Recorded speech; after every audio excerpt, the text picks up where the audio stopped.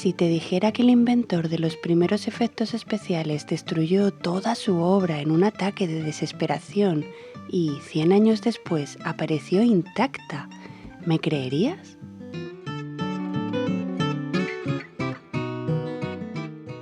Fíjate en este efecto. Y ahora fíjate en este otro. Y ahora en este, y en este, y en este.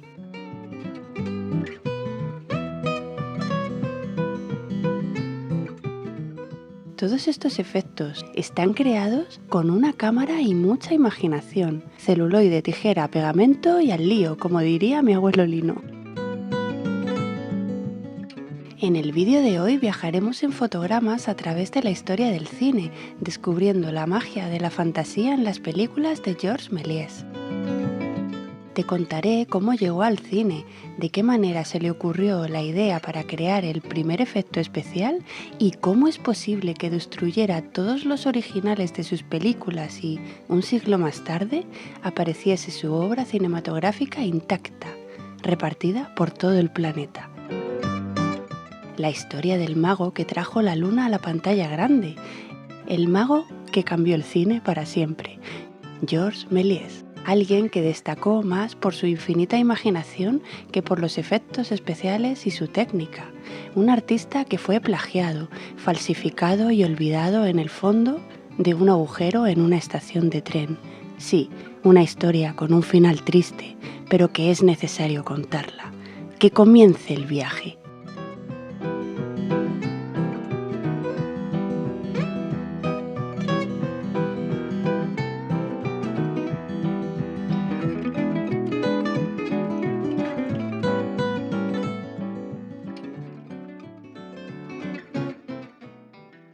Érase una vez a finales del siglo XIX en París una familia francesa que fabricaba zapatos de lujo, los Méliès.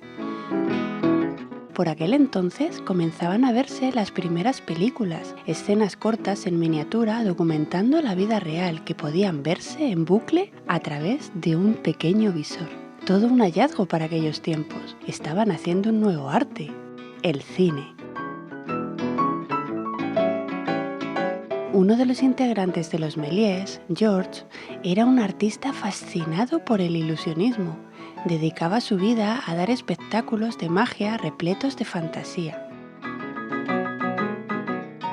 Un día, uno de los espectadores se acercó a Georges Méliès y dijo: «Señor Méliès, ya que usted tiene la costumbre durante sus espectáculos de sorprender al público, me encantaría invitarlo a venir al Gran Café». «¿Por qué?», preguntó Méliès. «Porque verás algo que podría sorprenderte», respondió misterioso el espectador. Se trataba del fotógrafo Antoine Lumière, padre de Auguste y Louis, quienes inventaron el cinematógrafo, el primer artefacto capaz de filmar y proyectar imágenes en secuencia, consiguiendo la ilusión de movimiento en la pantalla grande.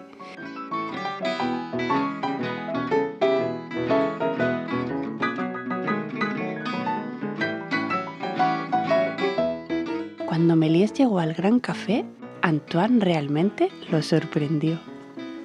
Cuando vi por primera vez su cámara proyectando fotografías fijas, de repente vi al personaje moverse, viniendo hacia nosotros. Unos minutos más tarde, un tren arrancó, casi atravesó la pantalla directamente hacia el público. Todos estábamos, debo decir, absolutamente asombrados. Inmediatamente pensé: «Eso es asunto mío, algo extraordinario». Méliès contempló por primera vez el cinematógrafo y supo que aquella caja mágica que guarda el tiempo para siempre tenía que estar en su vida. El cine había llegado a la pantalla grande y Méliès estaba a punto de convertirse en el maestro de la fantasía y el ilusionismo.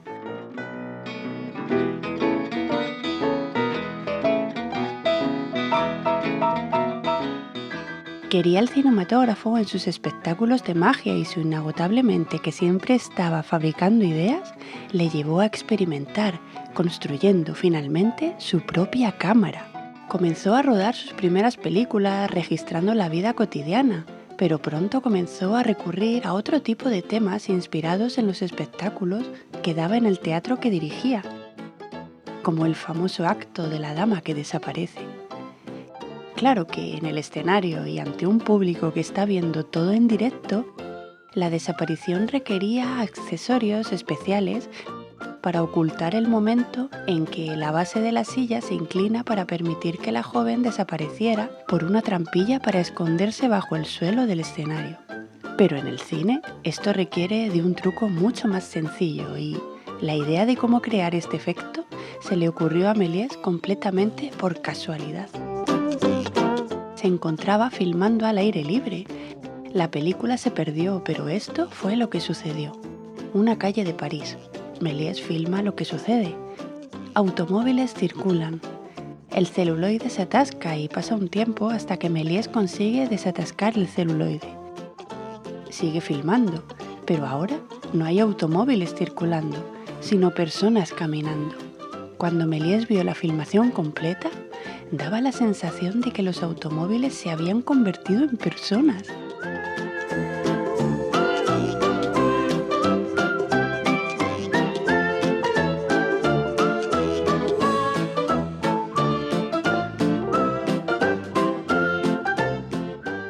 Fue simplemente una congelación de la cámara que ocurrió mientras filmaba los autos en la plaza de la ópera. De repente la cámara se detuvo.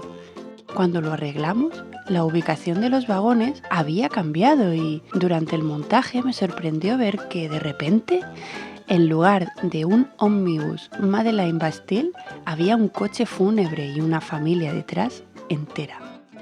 Así es, la manera de crear el primer efecto especial del cine nació por casualidad. El stop trick, el truco que consiste en transformar o hacer desaparecer elementos en la escena. Filmas un objeto, detienes la filmación.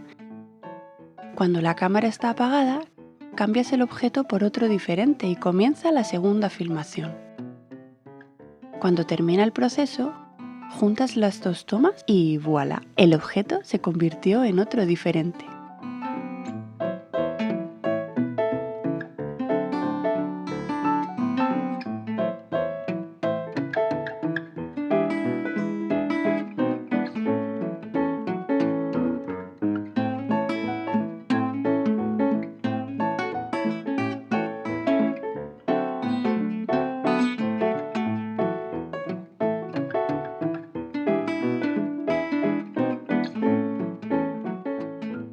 Méliès lo usó muchísimo durante todos sus años como cineasta. Los hermanos Lumière inventaron el cinematógrafo. Méliès cambió el cine para siempre. Hasta el mismo Louis Lumière dijo al ver los efectos de Méliès: en manos de George, la cámara no intentaba registrar la realidad, sino que presentaba un mundo donde la fantasía y la magia reinaban. Sus películas eran todo un espectáculo. Construyó su estudio de cine con una increíble estructura de cristal para dejar pasar la mayor luz posible. Mi primer estudio fue una habitación grande y larga de 33 por 20 pies, hecha enteramente de vidrio. No estaba configurado en absoluto. En ese momento no se parecía en nada a lo que hice más tarde cuando construí maquinaria escénica encima y debajo para crear grandes cuentos de hadas, del mismo modo que creé grandes espectáculos. En 1902 presentó su obra estrella Viaje a la Luna, una película espectacular que le trajo muchos competidores, como por ejemplo Charles Pathé, que hizo su propia versión de Viaje a la Luna, que aunque copiasen sus películas, no se podía igualar la combinación de magia y cine, maquinaria teatral y efectos ópticos y pirotécnicos, así como superposiciones, fundidos a negros, exposición múltiple o películas en colores, entre otras muchas cosas. Técnicas con las que creaba mundos e historias realmente imposibles en la vida real. Sí, y solo con una cámara, ¿eh? O sea, flipa.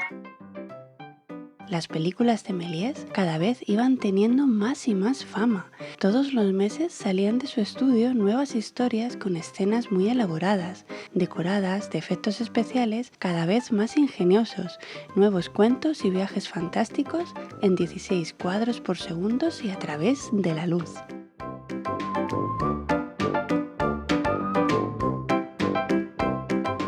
Con el éxito, el estudio que construyó se quedó pequeño e invirtió el dinero que le quedaba en ampliarlo y producir más películas en tiempo reducido para un mercado que estaba siempre en constante cambio.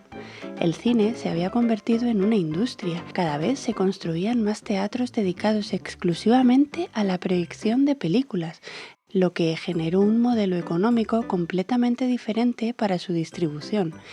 Había que generar más películas y más copias de ellas, es decir, más producto. Y eso requería de una inversión que Méliès pues no tenía. Todo el mundo hablaba de Méliès, sus películas eran un éxito mundial. Desafortunadamente, su fama comenzó a cambiar.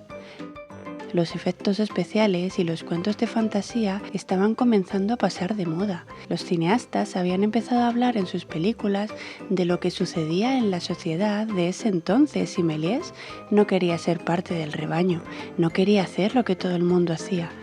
Él tenía una personalidad muy marcada en su obra y quiso ser siempre, pues, él mismo. El caso es que decidió no abandonar sus viajes por mundos de fantasía donde la magia nunca dejaba de reinar, porque era lo que realmente le gustaba, pero la gente ya no quería cuentos de hadas.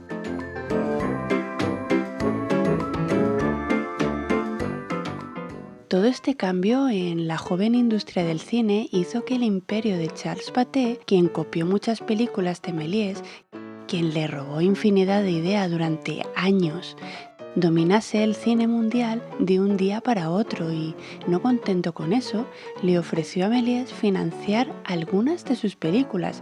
Y claro, pues Méliès se negó porque es que, a ver, ¿en qué cabeza cabe? O sea, le copias, le robas ideas, anda, vete por ahí. O sea, flipa. Bueno, ¿por dónde iba? Sí. En un último intento de mantener su barco a flote, hizo varias películas que fueron fracasos totales, lo que significó la ruina para el mago que cambió el cine para siempre y tuvo que cerrar su estudio, los Star Film. En este punto de la historia, Méliès tenía tantas deudas que convirtió su estudio en un teatro para intentar seguir ganándose la vida con sus viejos espectáculos de ilusionismo. Pero el cine había dominado tanto el mundo que entró en una nueva era que se comió todo. Era un monstruo. Ni los espectáculos de ilusionismo ni la fantasía mágica de sus películas pudieron salvar a Méliès. Finalmente, tuvo que vender sus propiedades para pagar sus deudas. El estudio, su antiguo teatro, la frustración y la desesperación de haberse quedado solo y olvidado le llevó a quemar toda su obra, como protesta ante un mundo que primero le abrazó y después le olvidó, terminando su vida vendiendo juguetes que fabricaba en una tiendecita situada en una estación de tren en París. No sabía qué hacer con todos aquellos negativos, ya nadie los quería y en un momento de ira y exasperación destruí todas mis películas sin darme cuenta de que estaba haciendo algo tan imprudente como irreversible. Pero espera, que aquí no termina la cosa. Cuando pasaron los años, la historia de Méliès conmovió a los nuevos cineastas y lo buscaron. Iban a visitarlo a una residencia de la cinematografía francesa en la que estaba viviendo. Eso fue en la década de los años 20. Hasta entonces habían encontrado tan solo 8 de sus películas, la gran mayoría rayada o quemada. Le hicieron un homenaje público en un teatro y a partir de ahí, cineastas en todo el mundo comenzaron a buscar sus películas. A día de hoy se lograron encontrar alrededor de 500.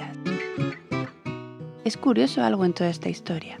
Si Méliès quemó toda su obra, ¿cómo es posible que 100 años después apareciera intacta? ¿Otro truco de magia, señor Méliès? Habría sido guay, ¿no? Que hubiera sido un truco de magia, en plan, voy a guardar mis películas en una cápsula del tiempo y le diré a todo el mundo que he quemado toda mi obra. Así, cuando dentro de 100 años alguien las encuentre, se llevará una gran sorpresa. Eso sería muy Méliès. Bueno, no fue del todo así. Ahora viene la parte de la odisea de los negativos perdidos de Georges Méliès. Mira lo que es la vida, ¿eh? Pero para entenderlo, viajemos un poquito al pasado, retrocedamos el tiempo en esta historia. Cuando Méliès estrenó Viaje a la Luna en 1902, tuvo un éxito muy grande. Méliès había invertido una gran fortuna en esa película, pero pensaba recuperarla vendiendo copias en todo el mundo. Claro que aquí es donde da inicio la clave de este enigma. Algunos compradores estadounidenses, con muy poca ética y moral, en mi opinión, compraron copias, no para ser proyectadas precisamente, sino para enviarlas a laboratorios y crear más copias de Viaje a la Luna. Así es que sí, el mercado se inundó de falsificaciones de las películas de Méliès, que encima tenían mala calidad y no se podía apreciar el arte en cada fotograma. Incluso se dieron el tiempo de rayar el logo del estudio de Méliès, Star Films, que aparecía en Viaje a la Luna. Qué injusta es la vida, ¿no? Bueno, cuando Méliès se enteró de que estaban falsificando su película y ganando unas cuantas monedas a costa de su trabajo, decidió abrir una sucursal de su estudio Star Films en los Estados Unidos. Méliès propuso a su hermano mayor, Gastón, que él se encargase de esto y bueno, Gastón aceptó. Así que viajó a los Estados Unidos y Star Films tuvo allí su sucursal. Méliès en París filmaba sus películas, pero con una cámara que eran dos al mismo tiempo. Hubo siempre dos originales, la cinta que quedaba en París y la cinta que Méliès enviaba a Gastón a Estados Unidos, quien creaba copias a partir de la original que le enviaba a Méliès. Méliès quemó su obra, sí, pero los originales de París, los originales de Estados Unidos estaban intactos, así que había dos originales. Por eso, los cineastas que han estado buscando y coleccionando la obra de Méliès han podido encontrar gran parte de sus películas. Pero espera, que aquí no termina la cosa. Resolvimos el enigma de por qué, si Méliès quemó toda su obra, apareció intacta un siglo después. Los originales de París los destruyó Méliès, pero ¿qué sucedió con los originales de Estados Unidos? La odisea de los negativos perdidos de Georges Méliès, parte 2. Aquel negocio no prosperó porque en aquellos tiempos las películas se proyectaban en celuloide en un formato de 35 milímetros y eso estaba patentado por Thomas Alva Edison. Méliès le propuso formar parte de las empresas de patentes para poder proyectar sus películas sin ningún tipo de problemas en los Estados Unidos. Pero fíjate lo que pasó, que va el Edison y le dice, pues ¿sabes lo que te digo, Méliès? Que no, así, con dos. Y suponiendo esto, pues bueno, que las películas de Méliès no tenían valor en tierra estadounidense. De hecho, Edison le dijo, puedes hacer tus películas, sí, claro, pero no puedes distribuirlas porque no cumplen con las patentes estadounidenses. Me cayó mal el Edison, o sea, me cayó mal. Así que bueno, Gastón cerró la sucursal de Star Film y se fue a recorrer mundo haciendo películas de diferentes géneros. La verdad es que no le fue muy bien y finalmente dejó el negocio del cine. Pero aún estaban en su poder aquellas películas originales de Méliès. Y como almacenarlas en un lugar era muy costoso, le pidió a un amigo suyo que las guardase en su sótano. Y durante muchos años, Méliès no supo dónde se encontraban los negativos estadounidenses de sus películas porque la relación con su hermano se rompió. Así que Georges Méliès dio por perdida su obra. Hasta que un día, hablando de la vida con un viejo amigo cineasta en la década de 1930, resultó ser aquel amigo a quien Gastón le había confiado sus películas en aquel sótano. Madre mía, la casualidad. Claro que, adivina, ya no estaban en su poder porque el hijo de Gastón las había recuperado y las vendió, lo que obviamente enfadó mucho a Méliès. Así que bueno, con los años se descubrió que el creador de Bugs Bunny había comprado aquellas películas de manera legal, con contrato y todo, Y como era súper fan de Méliès, pues le propuso llegar a un acuerdo legal, pero finalmente no hubo acuerdo ni nada, y Méliès perdió sus películas originales estadounidenses para siempre, quedando en el poder de la Academia de las Artes y las Ciencias Cinematográficas. Fin de la odisea de los negativos perdidos de Georges Méliès. La obra de Georges Méliès es un aporte importantísimo en la historia del cine, no solo por los efectos y la manera de crearlos, sino porque nos enseñó que con una sola cámara y mucha creatividad se pueden conseguir historias en mundos realmente mágicos e inolvidables. Las películas de Georges Méliès revolucionaron el cine. Hoy muy pocas personas conocen su trabajo y es una pena, porque realmente era un mago. Alguien que destacó más por su infinita imaginación que por los efectos especiales y su técnica. Un artista que fue plagiado, falsificado y olvidado en el fondo de un agujero en una estación de tren. Georges Méliès, el mago que nos trajo la luna a la pantalla grande. Sin duda, el trabajo y aporte de este mago está más presente que nunca en el cine y esa es la parte de toda esta historia que debemos recordar, más que nada para tener presente que gracias a él y no a quienes les robaron sus ideas y falsificaron sus películas por unas cuantas monedas y algo más de fama, es que hoy podemos fabricar los sueños y hacerlos realidad.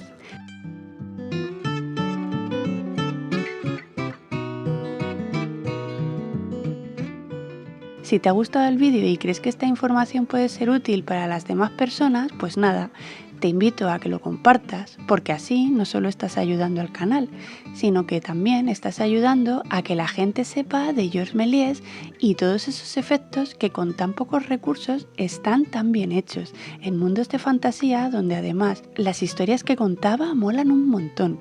Me parece algo que hay que seguir compartiendo para que siga permaneciendo vivo en el tiempo. Que la gente sepa que eran sus ideas. Sí, sus ideas, sus películas, y no la de esos que le copiaron y plagiaron dejando que quedase olvidado en una estación de tren vendiendo juguetes. Que a ver, que los juguetes están bien, pero que fue el mago que cambió la manera de hacer películas, ¿sabes? Que nos enseñó que con nada se pueden crear grandes cuentos en movimiento. En fin, bueno, ese es mi aporte, un abrazo y nos vemos en el próximo vídeo.